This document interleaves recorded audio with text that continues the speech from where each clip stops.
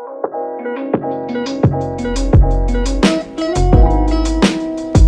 everyone, and welcome back to another week of STEMpower.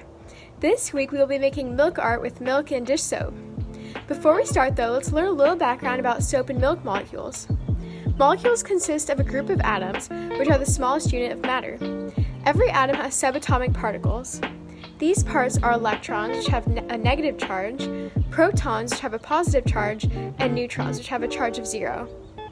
Molecules are negatively charged when they have more electrons than protons, and molecules become positively charged when they have lost one or more electrons.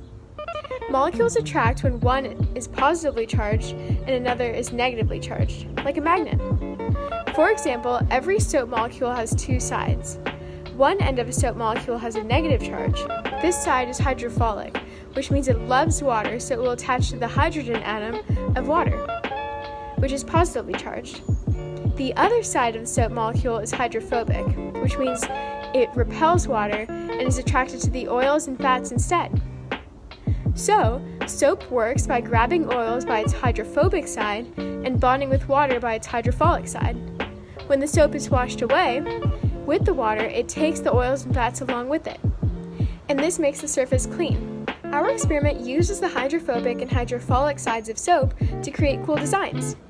For this experiment, you will need a shallow dish or bowl, half a cup of milk with more fat such as 2% or whole milk, 2 to 4 different colors of food coloring, dish soap, and a small slip of paper, but that one's optional.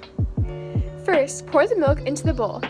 Make sure the milk is still before moving on to the next step. Put 4 drops of each food coloring in the milk. Each drop should be near the center of the bowl or dish, and they can be layered on top of each other. Now, add a drop of dish soap to the center of the milk and watch the magic happen. To make another piece of art, slide a small slip of paper into the mixture. After drying, the food coloring will remain. You can also try this experiment with other soaps like shampoo, hand soap, laundry detergent, or bar soap and see how the results compare. Now let's see why this works. Milk is made up of water, fat, vitamins, and minerals. When we poured the food coloring on the milk, it floated on top because of the milk's fat content, which has strong bonds. When a little bit of soap is carefully added, however, there's a swirl of activity of the soap molecule's hydrophobic side finding and bonding with fat molecules in the milk and the hydrophilic side looking for and attaching with the milk's water molecules. With millions of molecules swirling around and looking for bonds, the colors in the milk get all mixed up. These attractions push the food coloring all over the surface of the milk and it spreads throughout. Another reason behind this experiment is surface tension. Surface tension holds molecules together on the surface of an object.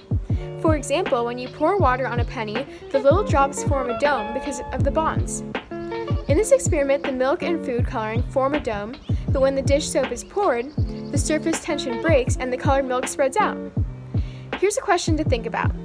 Why do you think the whole milk works better in the experiment than the skim milk?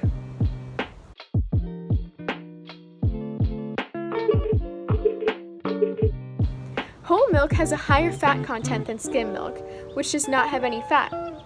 When there's more fat, the milk swirls for a lot longer because the dish soap molecules spend more time looking and attaching to fat molecules in the milk. Thanks for doing this experiment with me, and I hope you made some fun and colorful designs in the milk. Let us know how your experiment went in the comments below. Click here for some of our other videos or click here to subscribe. Bye! See you next time!